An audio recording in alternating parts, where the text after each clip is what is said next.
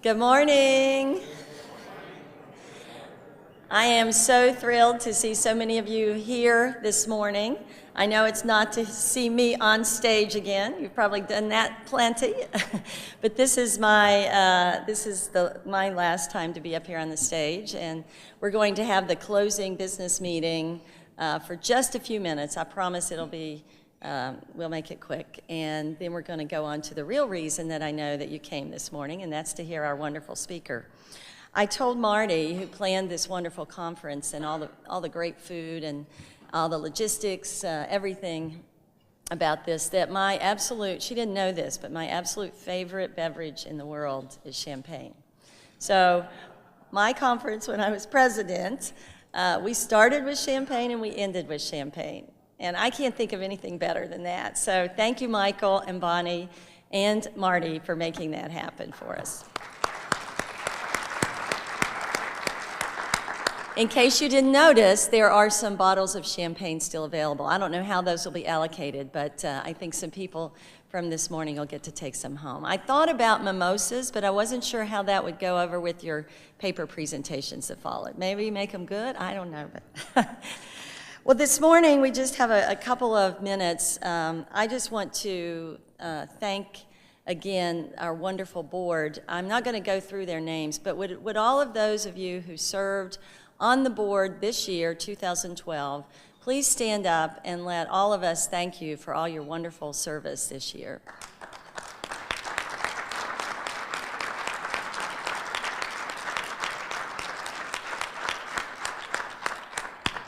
We had an absolutely great team, and I saw the book that you're going to hear more about, and the word spirit is in the label, and I think we had a spirited board. It was a wonderful group of people that really gave a lot to this organization this year. We have increased our membership. We are now at 905 members.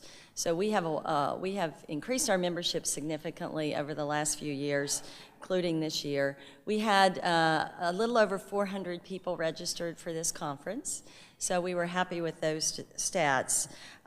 We've had a lot of changes this year. One of our goals, for those of you who have been around for a few years, you may know that in 2007, Mark Weaver led this organization through a strategic planning process. It was 6 and 7, I think. And by 2008, we had created a new strategic plan and for the next several years. And we had decided that we wanted to be the organization or the network of entrepreneurship educators in the country and perhaps the world. We want to be the place where people come and people connect to find out best practice in pedagogy in entrepreneurship. And that's been our goal, and I think we've done a really nice job moving towards that. We've gone through some major challenges. We reorganized elections and not necessarily positions, but we reorganized the way that we elected our officers. We reorganized our what we could now call our special interest groups. They used to be divisions. They are now special interest groups, which basically the philosophy was those can come and go because, we're all about change, we're all about growth, we're all about future thinking. And so as we grow as educators, we know there are going to be new areas, new interests that are going to emerge. And there may be some that go away, and we have to live with that and accept that. And so the idea of a special interest group that emerges from the membership was something that came out of this strategic plan. And we have some wonderful special interest groups. I hope you all had the chance to connect with those. But as you go through your year, if there are interests that you have, if there is a particular interest that you would like to pursue, you as a member can begin an interest group. You need 25 other like-minded folks, and sometimes we'll let you get in with a few less, but you need a core of people that are interested in that as well, and a willingness to step up and lead, and you can start your interest group. So I encourage you to think about that. This year, among the interest groups, we had some really neat activity, but one thing I wanted to highlight is that our social interest group our social entrepreneurship interest group began a new certificate program. And we are really interested in becoming, again, the organization that has the opportunity to certify in areas of entrepreneurship. Tony Mendez did a fabulous job with a big team. I know it wasn't all you, Tony, but you did a great job getting that off the ground. And you had your first class of 15 people, and I think it's gone really well. And many of you are here at this conference, so I want to thank Tony for his work on that and his whole team. It was really a great effort. And if you have ideas, and again, you're willing to step up and do some work to help make it happen, we'd love to. I know the board would love to consider that. We also wanted to improve our communication with our membership this year. We have a new website. If you haven't been there yet, I'm sure most of you have, please go. We'd love to have your feedback on that. We're trying always to communicate better with members. Thanks to Amy Brownlee, we now have more social media, and we created a social media VP, Associate VP, I think, of social media. So we're really trying to do more with social media. And Rodney D'Souza, I think I saw you walk in somewhere back there. Hey, Rodney. Rodney did a fabulous job. He led the effort and personally invested a lot of his energy and effort and time this year on getting our new website up and running. So thank you, Rodney, for that. Great job. We've gone green as much as we can. You've noticed, I'm sure, that we don't have printed programs. We believe it's time for us to set an example, and there have been some growing pains with that. We realize that. We appreciate your patience, and we ask for your help. If you've got ideas about how we can go green and make it a better experience for everyone, we'd love to have that. We really worked hard on, I mentioned officers and transition. This is a volunteer organization. We do have a wonderful executive director, Becky Gann, but much of the work gets done by volunteers. I would love to see everyone in this room find a way that you can be involved. I know this past year, and I know going forward, the board is going to be very open to you and your ideas. We had an example of that last night. Doan Winkle presented us with an idea for a competition. We had to work on it a little bit with him, and he was great. I don't know if he's here this morning, but he was great to really keep plugging at that, pull together a team, really step up, and we're moving forward with that. So I want to thank Wendy Plant and Mark Schinkel. They put together a wonderful board transition document. So we are really working hard to make sure that everybody can be involved, but it is up to you to step up and do so. I want to just ask if anybody, maybe I have time for a question or two. Does anybody have a question, a burning question that you would like to ask the board? We're going to do a financial report, but other than that, we've got a lot of great things in the future. Next year's conference is going to be great. Our move to Whitewater, Wisconsin, you saw last night, is we're very excited about it. Got to be in Dallas, and we're going to all learn to wear boots and dance and all that. I mean, Fort Worth. I'm sorry, Ray. I heard that song, My Hometown is Fort Worth.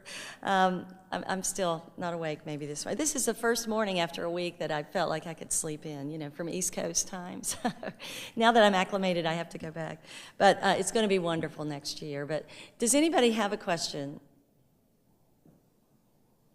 Okay, well then I'd like to ask our treasurer, Bill Jackson, to please come to stage and do a quick financial report for us, and then we'll move on.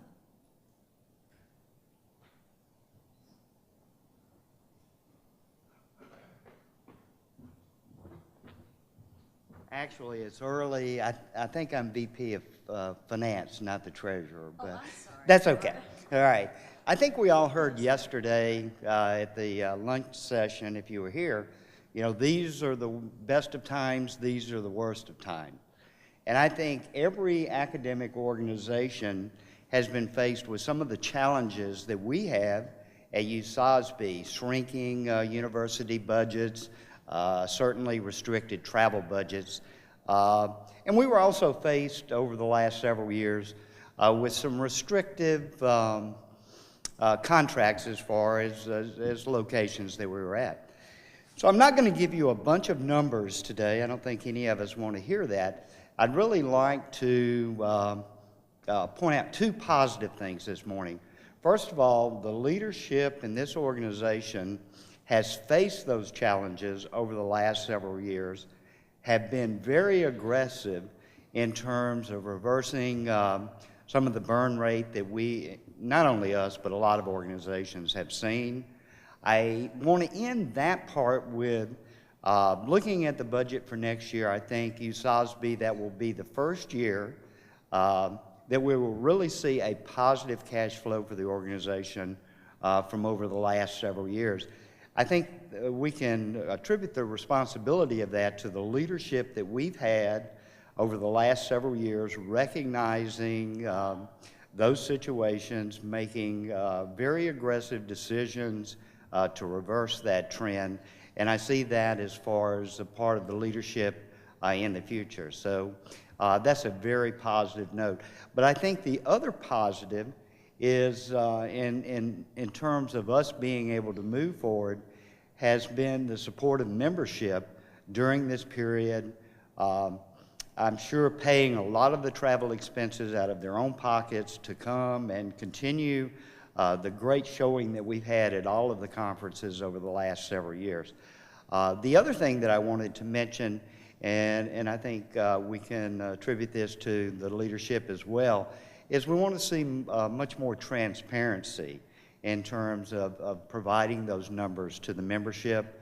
What you will find when Becky returns to Belmont, that as soon as the CPAs complete the 990 tax return report, that will be posted on our website under the government's documents. So, but I think the leadership over the last several years should be applauded for how they've aggressively tackled this problem.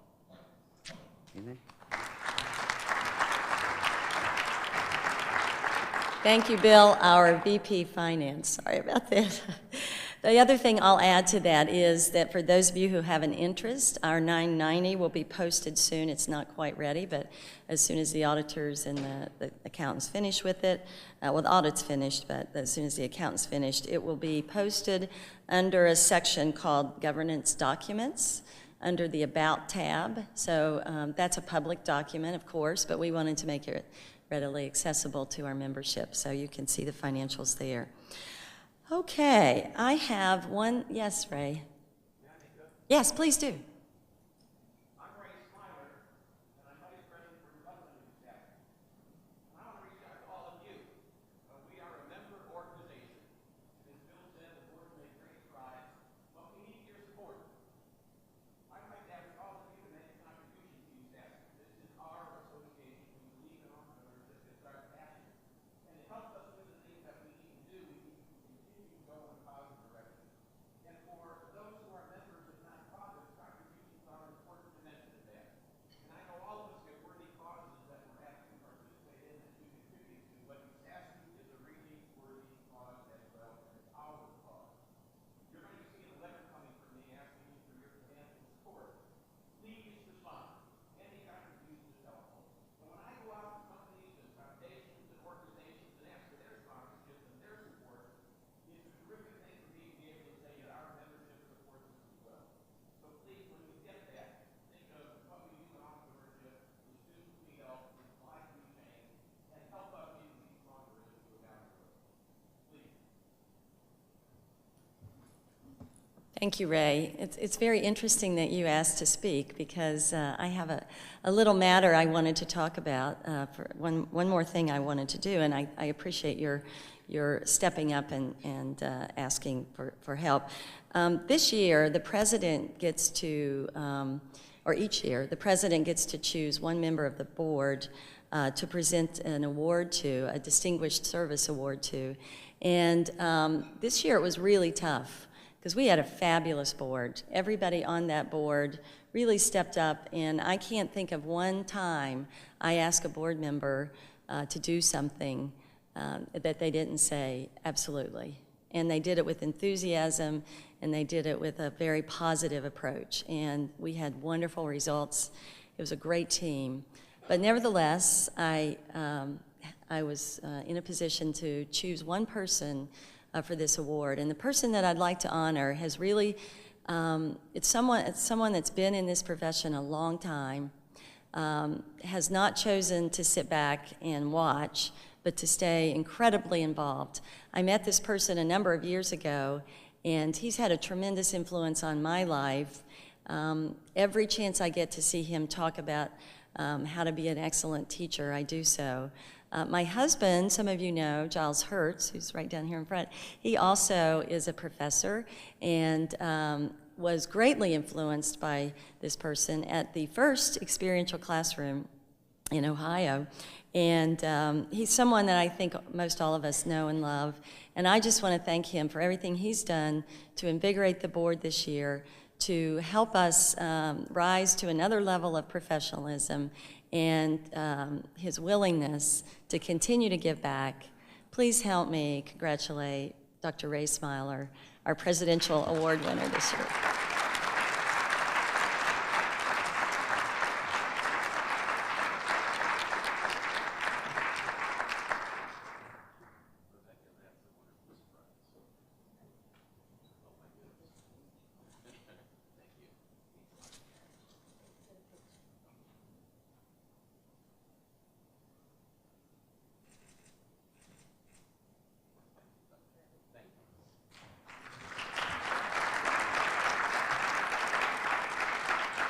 And now, the moment that I've been waiting for, I'd like to invite our next president, Mr. Pat Dixon, to the stage.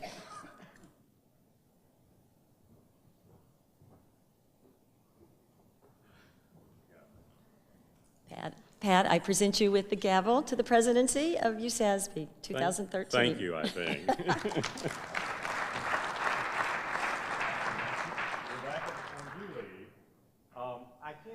I also want to add my thanks to our 2012 board. I can't thank them enough for all that they've done. And unless you work for a year on the board and see the contribution that they make in terms of time, their own money to cover their travel, and social capital, more than anything else, folks who are out there raising money for their own programs that will reach out to those same donors to try to raise funding for USASBE is always a source of amazement to me that folks believe in USASBE that much that they're willing to do it. This past year we were very ably led by Rebecca. I'll talk in just a moment about a number of the changes that are coming up this year, but they were all led by, guided by Rebecca, and I have to tell you, our board meetings this year have been a far greater pleasure than ever before with Rebecca guiding those meetings because they've been incredibly productive. So we want to thank her for serving this past year as president, and a very small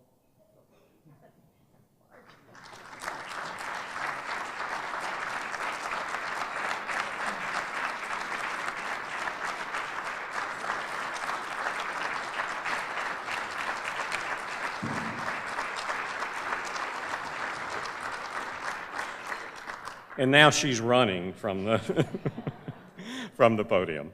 I am indeed honored to be able to serve as the USASBE in 2013 as president. 2013 is going to be a year of significant change for us. As you've heard over the period of the last few days, we will be making the transition to a new home at the University of Wisconsin-Whitewater. We are excited about that. We see this as an amazing opportunity. We will be developing a new conference structure that you heard about last night, where TCU will be joining as the host of this conference in Fort Worth this next year. And so it's going to be a different feel to it, a different look, and we're really excited about those transitions. 2013 is also going to be a year of great opportunity for us as entrepreneurship researchers and educators. In recent days, I think more so than ever before, entrepreneurial activity has been recognized as the one most critical force necessary for national and international renewal and growth. I think none of us could have missed that in our recent presidential campaign in the U.S., one of the most mentioned critical activities for reaching out for recovery in the U.S. was small business and entrepreneurial activity. In fact, in talking to the Visa small business folks last night, they actually had people hired to count how many times the presidential candidates mentioned small businesses, small business owners, and entrepreneurship. And in the last presidential debate before the election, those topics were mentioned 43 times, far eclipsing any other topic that was talked about by the presidential candidates in the U.S. The exciting thing for USASBE is that we're at the forefront of education and research on small business and entrepreneurship in this country. A number of the board met recently with a CEO of a major U.S. foundation, and it was interesting to me in that conversation, the CEO said, you know, when it comes to entrepreneurship, education, and research, USASBE is it. USASBE must step up and take the leadership role it is uniquely positioned to take. And I saw that as an enormous challenge to us. I mean, that is the truth. We are, in the U.S., we are the organization that is the forefront of doing research and educating the future entrepreneurs, small business owners in our country. And so it's an enormous obligation for us. It's a wonderful thing that we're here at a time that this has become the most important thing in our country, but we're also given a great task and a great responsibility to be sure that we don't lag, that we don't fall behind, that we don't rest on what we've done in the past, but we continue to move forward in creating that next generation of entrepreneurs and small business owners. So it is with great honor that I will serve this organization this year, and I'm also extremely pleased to announce our leadership for this coming year. So I think they'll help me by putting a few names up here to make sure I don't forget anyone. So our president-elect for this year, and let me introduce all of the officers and then I'll ask them to stand. President-elect Tony Mendez. Rebecca gets to spend the year as past president, which means she's the chief go-to party person for this next year. I think she's been looking forward to that role. Our senior vice president for operations and planning is Franz Lorke. Our senior vice president program is Marty Matari. Our senior vice president-elect for programming is Kimball Bird. I don't know if we're advancing here. There we go. Our vice president for finance is Bill Jackson. Our vice president of development is Ray Smiler. Our senior vice president marketing and membership is Matt Marvel. See if I can go back. There we go. We're finally on track here. Our vice president conference and program chair is Kay Keels. Our vice president publications is Ethne Swartz. Our vice president of research publications is Natalie Duvall-Cotil. Our directors at large are Alex DeNoble, Michael Fountain, Sharonda Gibbs, Harold Welch. Serving as our coordinator with University of Whitewater will be Jeff Van Evenhoven. Our associate vice president for social media is Polly Black. Our associate vice president for electronic communications is Rodney D'Souza. Vice president for placement and career center is Mary Jo Jackson. Our secretary is Wendy Plant.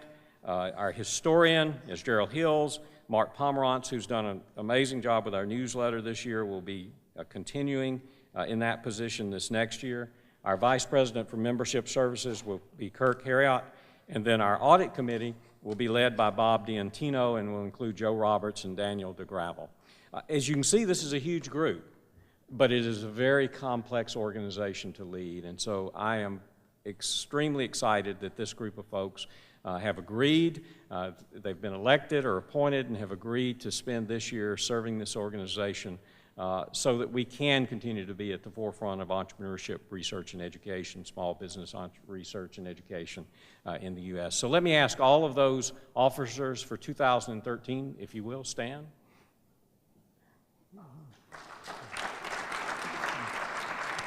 Thank you. So you see where they are, you see where they're sitting, and before we get out today after our speaker, if you have any thoughts, comments, suggestions, Please grab them. You'll also see shortly all of their names up on the USASBE website with their emails and telephone numbers, and part of what we've all agreed to is to take your calls, to take your suggestions, to do everything that we can to make sure that this next year reflects what you want to see from this organization. So thank you very much.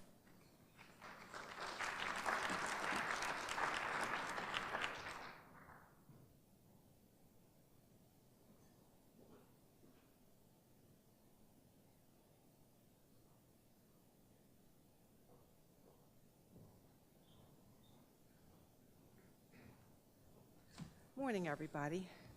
I'm going to introduce Michael this morning, but first I'd like to introduce the conference committee who really helped make this possible. And I know some people had to leave, but if you're here and I call your name, please stand up. Michael Meeks, competitive paper chair. Michael did a great job getting all the papers together. Also the emerging impact topics, which was new this year.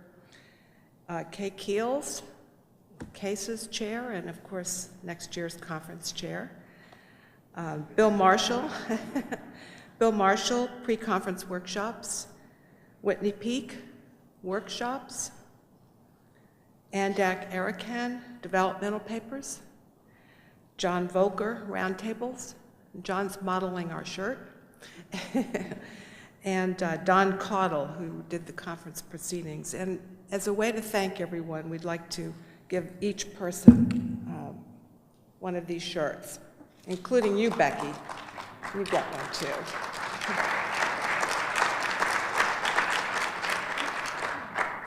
Okay, now I get to introduce Michael, who's just a truly unique and exciting person. He's the co-founder of Barefoot Sellers, along with his partner, Bonnie Harvey, and he served as president and CEO for 19 years before they sold to Gallo. His business card read, Head Stomper. I don't know if you're going to demonstrate that today. He started the business with no money. He didn't know anything about the wine industry. And he and Bonnie just completely used out-of-the-box thinking, changed the way wine is sold, distributed, and thought of in this country. It's a pretty amazing story. They relied on worthy cause marketing rather than the traditional ways of marketing a product, and proved that he could be the #1 brand and just break all the rules. Barefoot Wine went on to win the industry top sales awards. They were selling over 500,000 cases a year when Gallo purchased them. Pretty impressive, from starting with 0 to 500,000 cases. Since then, Michael has been advisor to large and small corporations. He helps with profitability, with culture, brand, real-world experience. This is not necessarily from a textbook. I think he's writing one, though, and I'd like to show you in May, Michael has a new book coming out called The Barefoot Spirit, which I think Rebecca touched on. That word is a very unique word and describes entrepreneurship. I got to know Michael a little bit in talking about this conference, and every time I was on the phone with him, I was so charged up when I was done. He's just a really exciting, engaging, really nice, interesting person, and he's going to really thrill us this morning, I'm sure. Please join me in welcoming Michael Houlihan to the stage.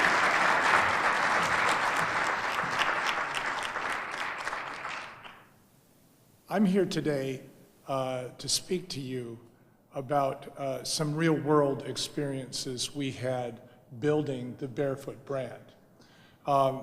Barefoot is now the #1 brand in the United States. Bonnie and I created the DNA for that brand.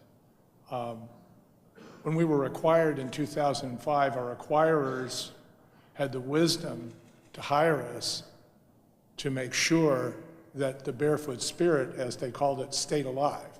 And we like that term, the Barefoot Spirit, because it's the spirit behind the brand.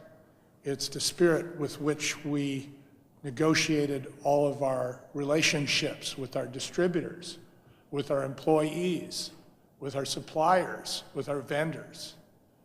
And this is an attitude, and it's a set of guiding principles that are actually more important than the business you're in at all. I don't care whether you have anti-grav or universal life.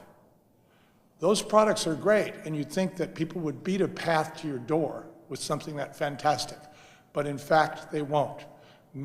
The warehouses of the United States are filled with great products that can make our lives wonderful, and they never saw the light of day. Why? Because the fundamental principles that are necessary for success were missing. Now, a lot of entrepreneurs, when they get into business, they think, oh, I'm going to have the best wine in the world. I'm going to make the best taco in the world. I'm going to build the best car in the world. And they fall in love with their product. And they have a tendency to focus on their product. They also focus on how the general public is going to respond to their product. They keep thinking about marketing in terms of selling John Doe and Mary Jane. And the fact of the matter is, they're not even going to get a chance to make that sale unless they understand three important things. These are the three things that they have to understand, and it's what the Barefoot Spirit is about. No matter what business you're in, no matter what product you think that you're selling, there are three businesses that you're really in. One business is called cash flow management. Another business is called personnel management. Another business that you're in is called distribution management. So this is the common denominator, these three businesses, for all business. And this is something that really can be taught in college. You can teach about cash flow management. You can teach about personnel management. And you can teach about distribution management. But it isn't just teaching about these subjects. It's what is the attitude that one must have? What are the standards that someone must subscribe to be able to hold the decisions in each one of these three areas up into the light of those standards and judge them and say, what should I do in this case? What's guiding me? What's the highest level of consciousness here? And what it is something really that your grandmother called the golden rule and your mother called put yourself in the other guy's shoes. And it's what we're calling today, how would you like it? So how would you like it if you were an employee of your own company? How would you like it if you were a supplier to your own company? How would you like it if you were a customer of a product that you produced? How would you like it if you were a distributor? And we can go on and on and on. But when you put yourself in the other guy's shoes and you start to look at it from his standpoint, you'll be amazed at how that guides every decision you make. For instance, in our business, we had the same problem that everybody has with cash flow management. We didn't have any cash. What the hell? You're going to try to manage something you don't have? So how did we build Barefoot Spirit? Remember, we started in a laundry room. We had no money, no knowledge of the industry.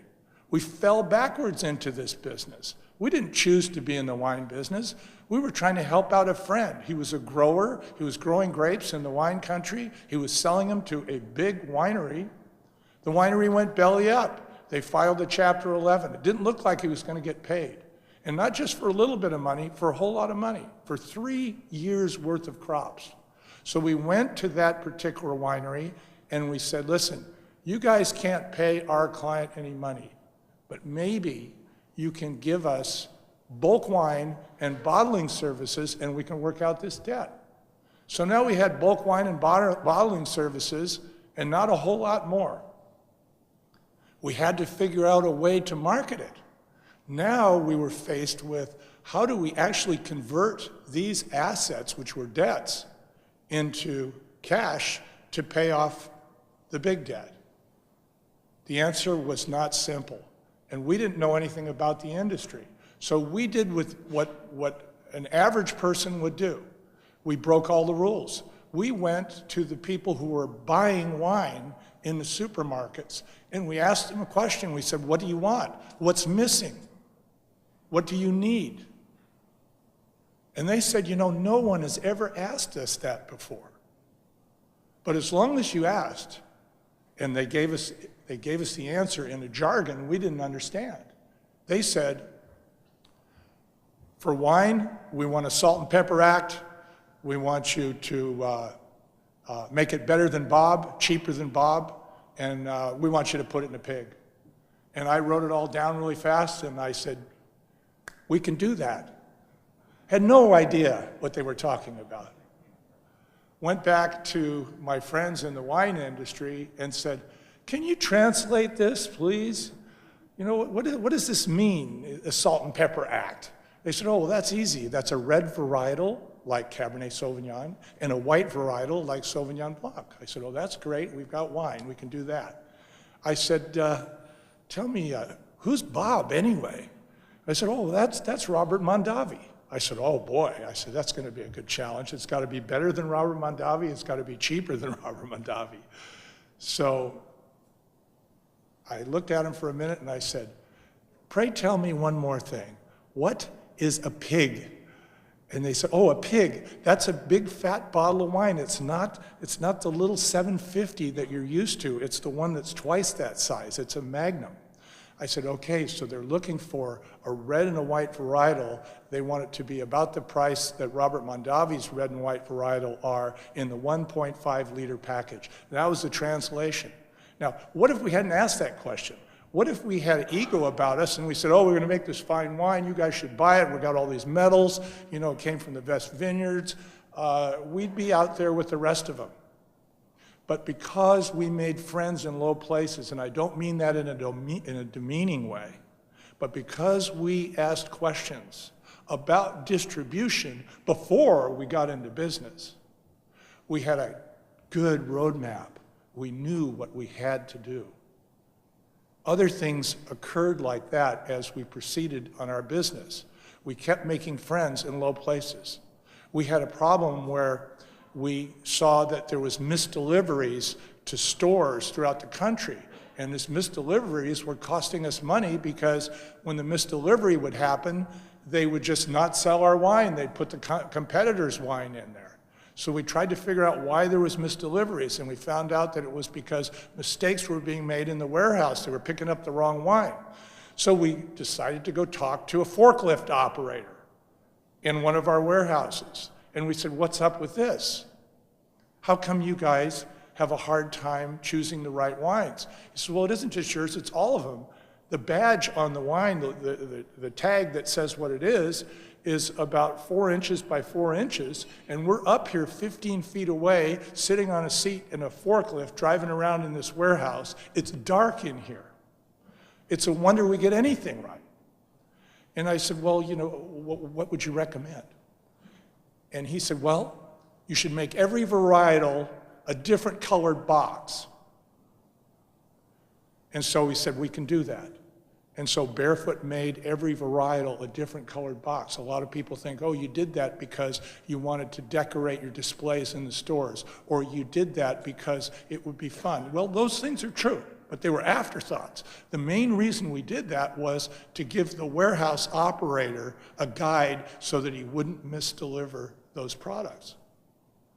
This can be taught as well. It's a different attitude about business.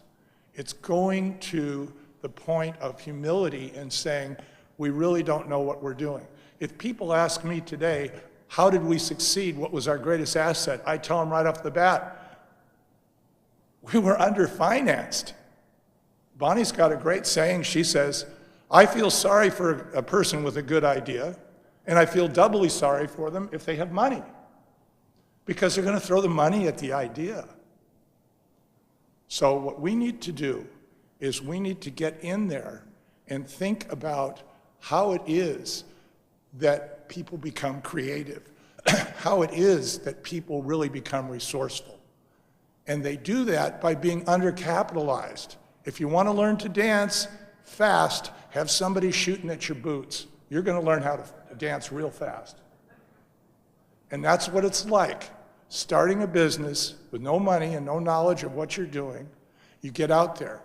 Now, when you get out there, an interesting thing happens. You're running down this road, you basically don't know where you're going, you're trying to get from what you think is point A to point B, and maybe it's point D or point C that you're going to wind up at.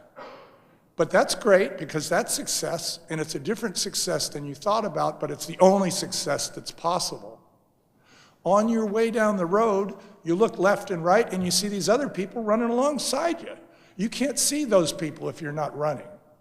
That's why you got to get started, because that's how you identify who your strategic allies are. We had a situation selling barefoot, and as I say, we weren't wine people, so we looked at it and we said, gee, this is pretty interesting. We're really selling glass here, because that's the package that wine comes in. And it's the most expensive part of the wine business, next to the actual wine. So we said, we got to come up with some money. We don't have any money. The banks won't give us any money. Let's go to our glass company. So we went to our glass company and we said, you know, we'd like you to be our strategic ally. We have this intention of putting a $5.99, $6.99 wine on the market. God knows we have to sell hundreds of thousands of cases of your wine, of your glass, in order for our wine to actually make cash flow. Now, you can sell your glass, excuse me, you can sell your glass to a company that's selling $45 wine or $98 wine, but they're not going to sell a lot of your glass. You're going to sell a lot of our glass because ours is inexpensive. So how about this? What if we work together? Why don't you give us a little bit longer terms? We'll use the money to expand in the marketplace. If we expand in the marketplace and we're successful, we'll be able to buy more of your glass. And it went beyond that. The barefoot spirit has to do, as I said before, with what is your attitude toward the people you owe money to. Well, what we did is we met with them every month. We said, hey, you know, we had a really terrible month. Look at this. Not only do we have a terrible month, but guess what? We can't pay your bill. People come to us and they say, well, how did you get extended credit? We didn't pay our bills. Easy enough. But when we didn't pay our bills, we didn't run and hide. We didn't go dark. We weren't hard to get. They didn't have to call us up. We weren't a bag pay. We ran at them, not away from them. And we said, guess what? We know that you will be embarrassed. We know that you'll be caught short because you will not have the money to pay your bills because we can't pay you. So we're giving you a heads up now, 30 days in advance. Our cash flow model shows us that we won't be able to make this payment. But we have 3 checks coming in on these dates, and they're all earmarked for your account. This is how we're going to bring our business back to normal. This is how we're going to bring our account up to date. All of those suppliers increased our credit. They extended our terms. They all said, now that's the kind of company I want to do business with. Somebody that I'm not in the dark about, somebody that's working with me. And yes, we gave them long-term contracts, so they knew that they weren't just investing in a company that was going to take it and run. We stayed with one glass company for 15 years. So this is another granular example of something we did that can be taught. And when I say taught, these young people today, and believe me, we've hired hundreds of them, these young people today need short sound bites. They need real examples of things that they can see. They need to see that it really worked. You know, they're looking at the professor and they're saying, if you're so smart, how come you didn't make $1 million doing what you're teaching? I know I did when I was in school. So what are you going to do when you teach entrepreneurism? You're going to give them those very people. You're going to give them the case studies. You're going to give them the real life examples of news they can use, tools that work. So what Bonnie and I did in our business was we realized the second most important thing, which is not just distribution management, but personnel management. Personnel management is really based on 3 ideas. if you want to have a positive company culture, it is permission, it is acknowledgement, and it is validation. Sounds like parenting. Bonnie and I never had any kids. God punished us by giving us employees. And what did they want? They wanted the same thing they wanted from a father or a mother. They wanted to know, hey, Dad, am I doing this right? They wanted their dad to say, you know, that's a great idea. I'm going to tell the rest of the family about it. So let's talk about those three things. How about acknowledgement? Acknowledgement is something that the lawyers told us not to do, especially in writing. They said, you tell somebody they're doing a great job, by God, that document is going to show up in court when they sue you for wrongful termination. So we immediately did that. And we did that on a regular basis. Every time they had an anniversary in our company, we would write a memo, we send it out to everybody in the company, and we'd say, you know, Mary Smith, in the last year, was able to save the company $40,000, and she was also able to recognize that this person who walked into the office was a buyer from Smith stores in the Southwest United States, and put them together right away with Aaron Fine, you know, our sales director, in the back of the office, and this particular sale was made. And this resulted in increased sales. This resulted in increased bonuses. This resulted in increased salaries. And so the betterment of the entire family was based on what Mary did. Now they know what Mary did. Isn't that interesting? They're learning about Mary because of this memo that's acknowledging her behavior. Somebody once said, catch him doing something right. Well, don't just catch him doing something right, brag about it, because that's the kind of behavior that you want to see multiplied in your company. So there's an idea, there's a concept that you can teach in school, this whole idea of acknowledgement. Then there's permission. Permission also sounds like a parental thing. I'm going to give you permission, you can use the car. Say, permission. Permission to do what? How about to make mistakes? You can make mistakes.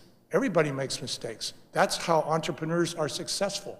They keep making mistakes. Their companies are based on mistakes. But you don't just make mistakes, you make mistakes right. The right way to make a mistake is to realize that every mistake has a set of documents behind that mistake that can be corrected, that can be changed, that can be altered, so that that mistake will never happen again and your company becomes stronger. And I don't care whether it's a job description, I don't care whether it's a policy and procedure, I don't care whether it's a checklist, I don't care whether it's a sign-off sheet or a sign on the wall. Something is going to change in the company if you celebrate mistakes.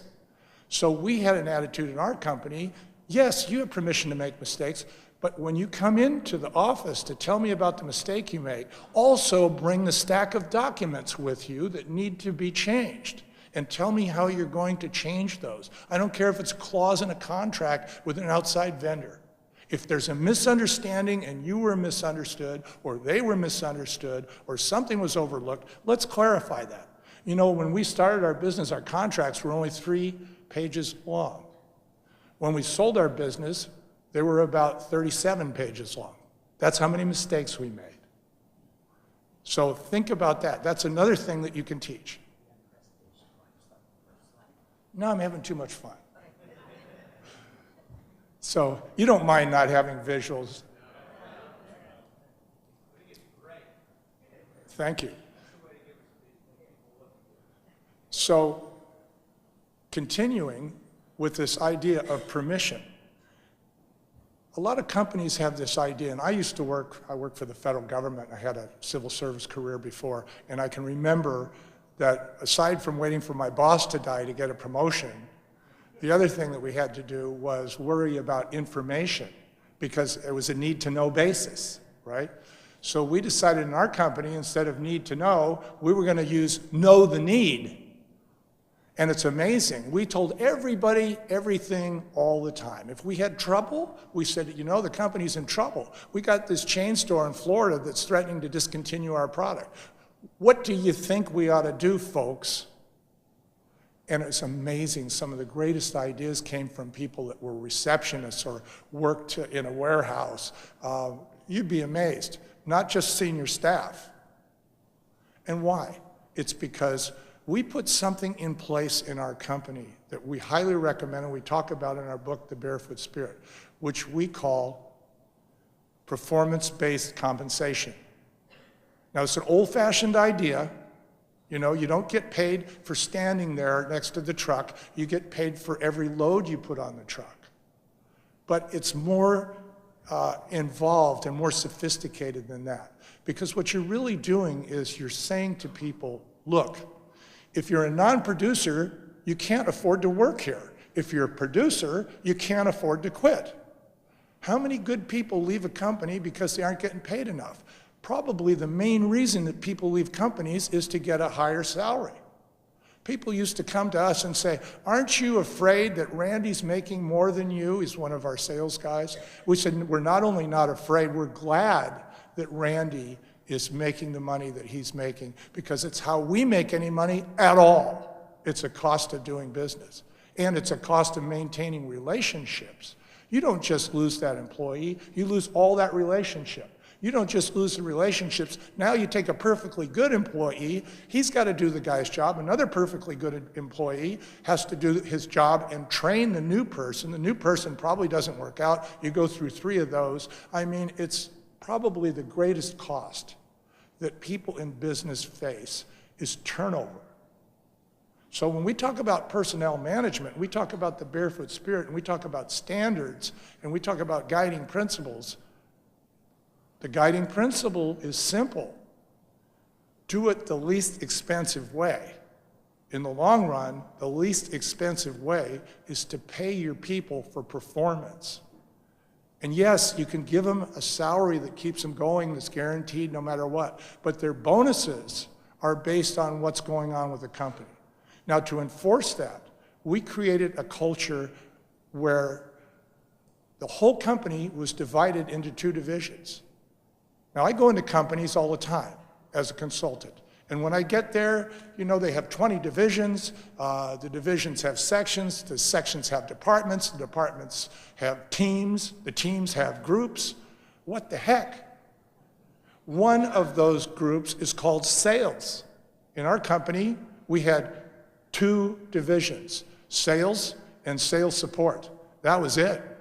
If you're not in sales, you're in sales support. I don't care if you're an accountant, I don't care if you're a receptionist, I don't care if you're a lawyer, you're in sales support, because the way you get paid is from the salespeople. So our pyramid looked like this. We had the customer on top, we had the salespeople under the customer, and then we had sales support, and that was everybody else. Now, just to underline that and to punctuate that, when people would come to us and ask us for a raise, we would say, you know what? If the salespeople make their bonus, you're going to make a bonus. So your bonus is going to be based on their bonus. Now, if that salesperson gets a meeting tomorrow morning at 8:30 with Mr. Big at some supermarket in Texas, and he needs to have some reports, and it's at the last minute, our CPA doesn't say, you know, I don't have enough notice, that's going to take me 2 weeks to put that together. You know what happens? That report is on that salesperson's desk at 7 o'clock the next morning. Why? Because he knows that his bonus is tied into that guy making that sale. And that's how you do it. When you pay people by the hour, you're paying too much for labor. Now, we're living in some pretty strapped times here. Everybody's being asked to get out and do things, to make do, to be resourceful. Let's start thinking about where the money comes from. When we hired people to work at Barefoot, we gave them a money map. When they walked in the door, here's the money map. What, a money map? Yes, it's a money map. It shows how this 28-year-old female with 2 kids pushing a cart down an aisle at a Safeway store or a Publix store is buying our product, and how she's paying money for that product to the clerk, and how that clerk is taking the money and giving it to the management of Publix, and how Publix is buying our product from our distributor down there in Florida, and how that Florida distributor is buying our product from our winery in Sonoma County, and how that money is paid to our growers and to our winemakers and everybody else, and then how that money is, what is left over of that money, and how much of that you get, and here's your check. It's not the Big Rock Candy Mountain theory, which is that the boss has got a Big Rock Candy Mountain out behind his house, and if you need a raise, you go out there with a shovel. I had one guy come into my office and say, "My wife's pregnant, I need a raise." I said, "Are you accusing me of something?" So these are the kinds of things that we've embodied in this book, The Barefoot Spirit. When we sold Barefoot in 2005, we thought, well, now what are we going to do? Are we just going to go run around half naked on Kauai and get a tan? You know, the last thing you do before you die, you retire. So we decided we weren't going to retire.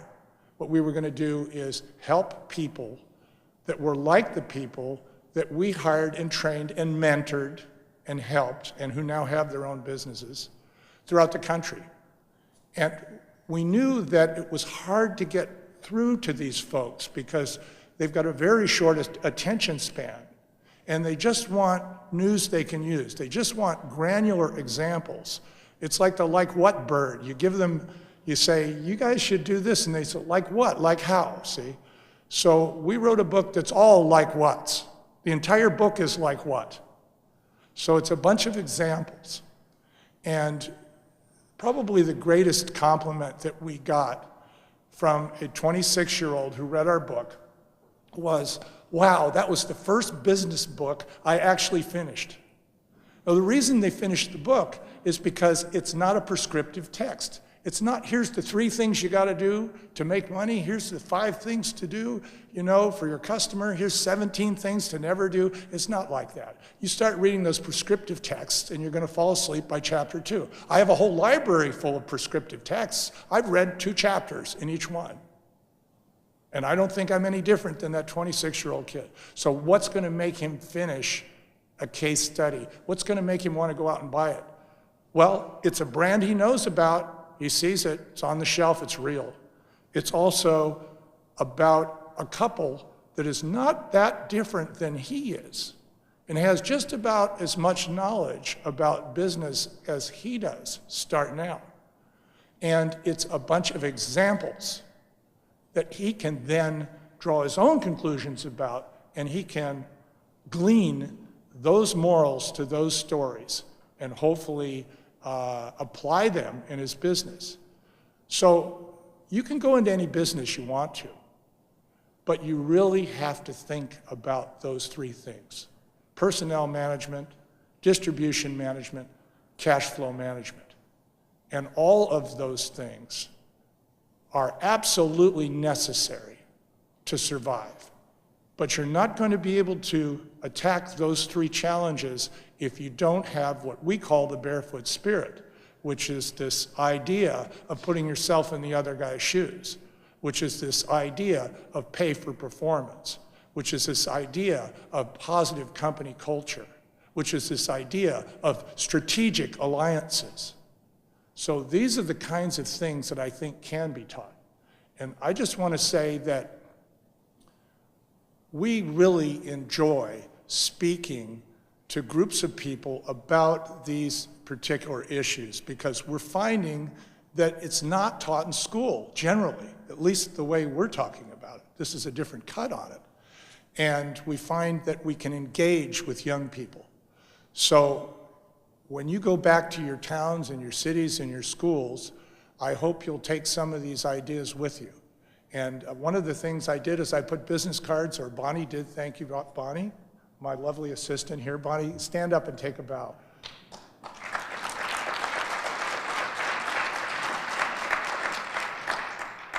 You know, they say behind every good man is a good woman. Well, actually, there's a good woman in front of every good man. and it's her foot on the label. So Bonnie and I have different skills. People say, well, as a couple, do you guys just fight all the time, or, do you just take business to bed with you? What do you do? And what we do is we have rules. The other thing we have is we have different skill sets. So she's kind of like the back office maven, and I'm kind of like the front office guy. So we work in different aspects. I think it's really important if couples are working together that they have different skill sets. So Bonnie put cards in front of you. 3 of those cards have stars on them. So check to see if your card has a star. You've got a star. Okay, great. Anybody else got a star? It's on the footprint side. It's Bonnie's footprint in the sand. See, this is a clever way of getting you to notice my card. Okay, so you have one? Okay, so we have 2. Is there a third? Okay, so what we're going to do is, for the people who have stars, you got your choice. You get Bonnie and Michael for an hour, free of charge. We can speak in your class. We can give you a webinar, or you can come over to our house and have some great Pinot Noir from the Russian River and Sonoma County lamb chops and a barbecue. So how's that sound?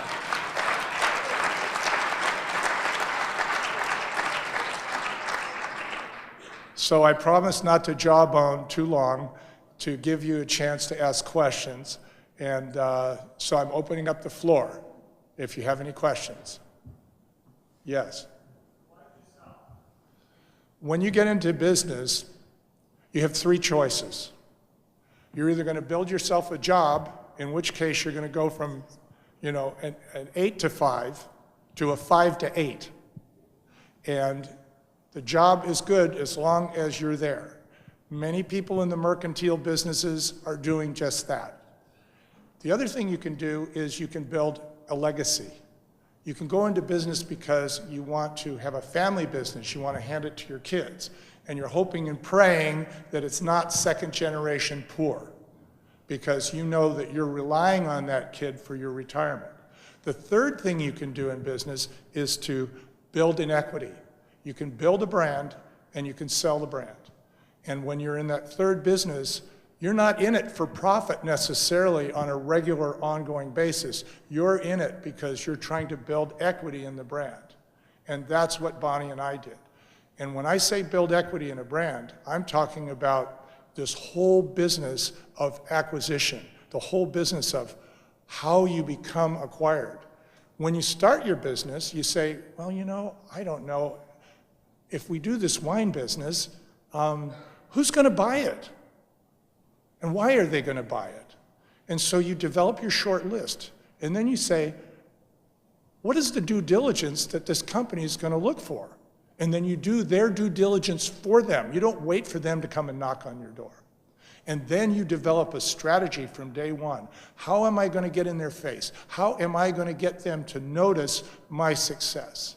And what we advise our clients is, you can be a business success. You don't have to have an international blockbuster. You just have to be a success in a small portion of the market.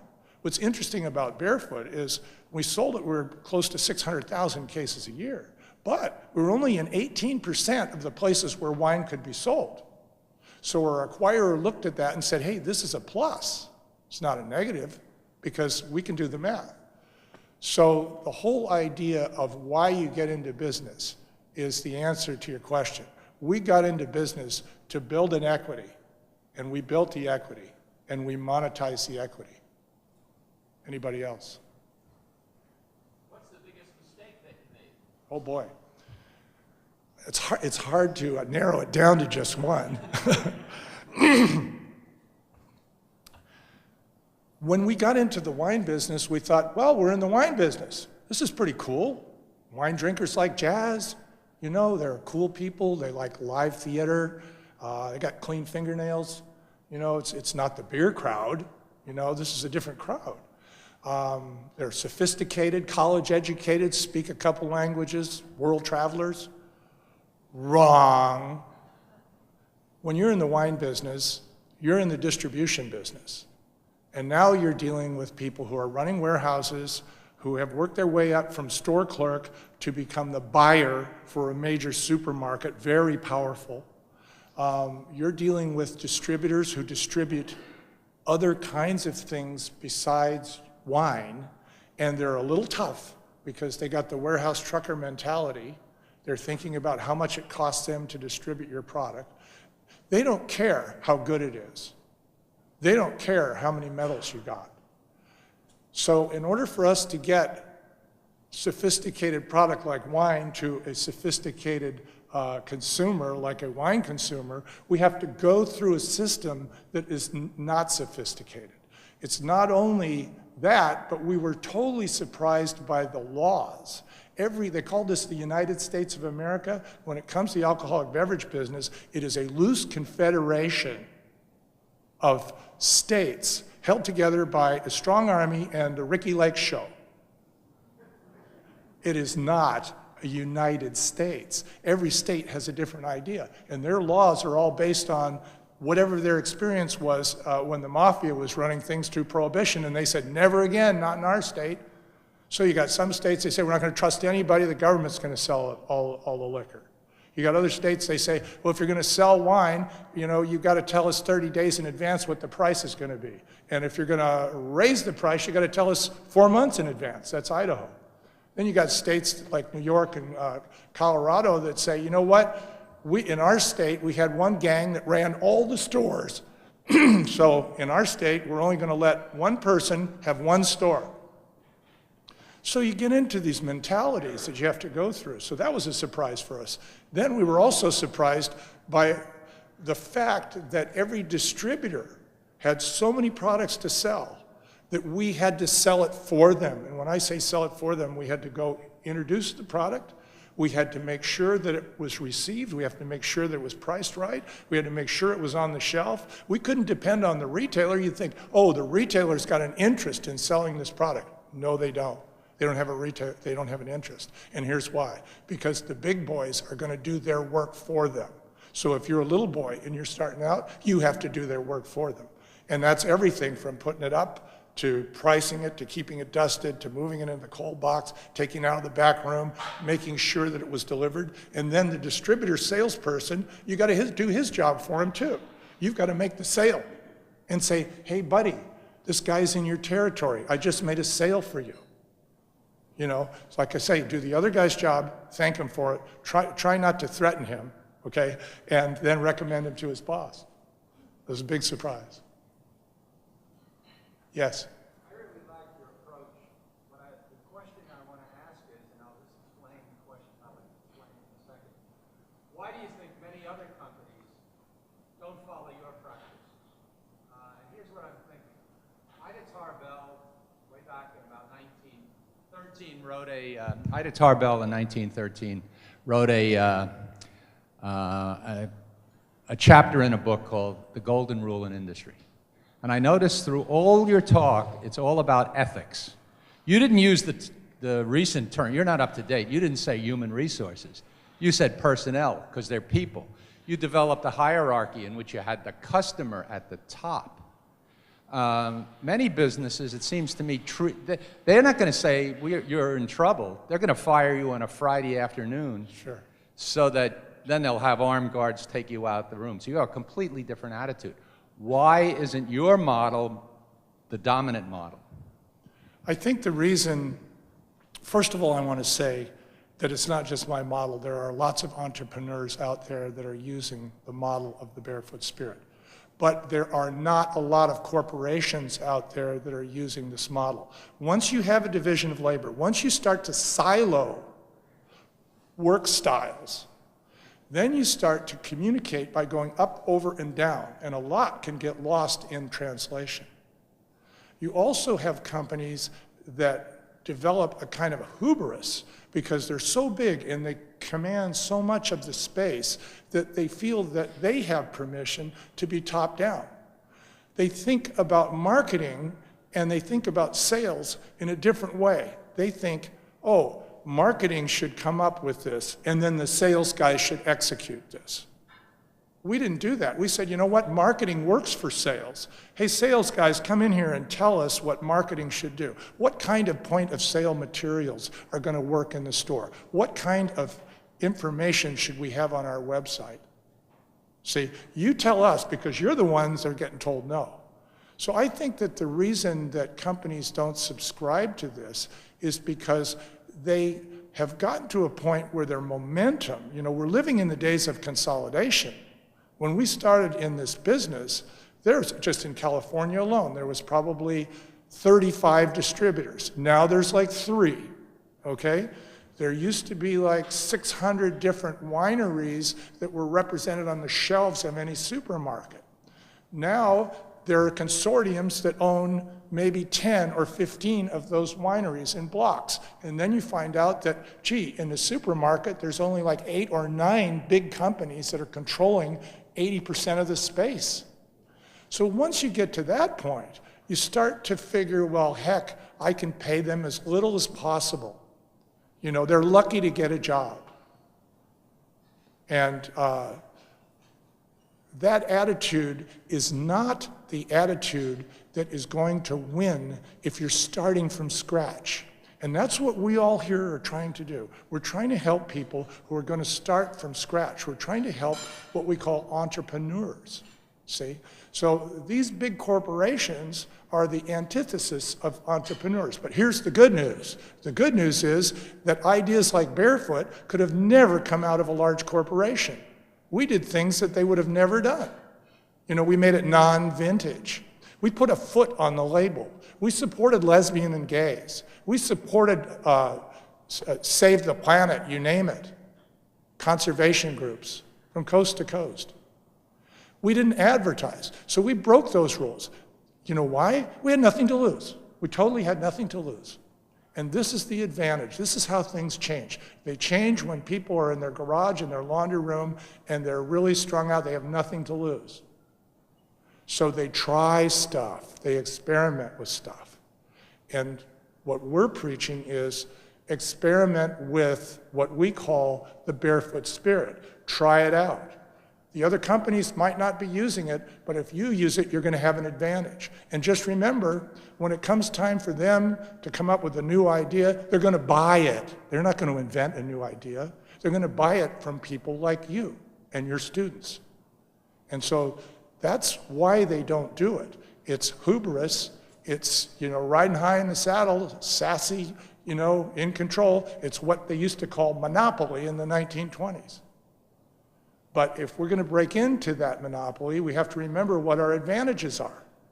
You know, we're light on our feet. We can outmaneuver them. We can come up with ideas they don't have. And if we're smart, we won't overextend ourselves. We'll be very cool about how we start. Barefoot was a big hit, but it wasn't a big hit to start with. For the first 5 years, we made a lot of mistakes. We put the brand in places that we couldn't manage. That's why we know about shelf management.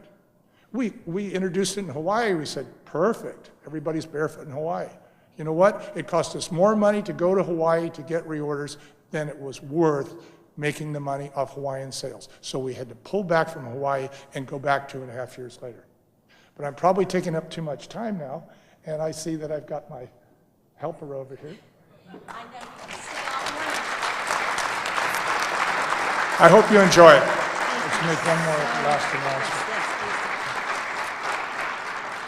If you go to our website that's on that card, you'll find www.thebarefootspirit.com. And if you go to that site, you can click on what we call a book tasting, which is a sample of the book, and you can read the introduction and a couple of chapters and see if you like it. If you like it, you can download it immediately. And when you do, you can get the book delivered to you, and we'll pay for delivery. And we hope you like it. We're leaking our own book before it comes out on May 21st because we want to get your opinions. We want to know what you think about it. And here's the kicker. If you write USA for USASBE in the code box, we'll take 50% of our proceeds and give it back to USASBE.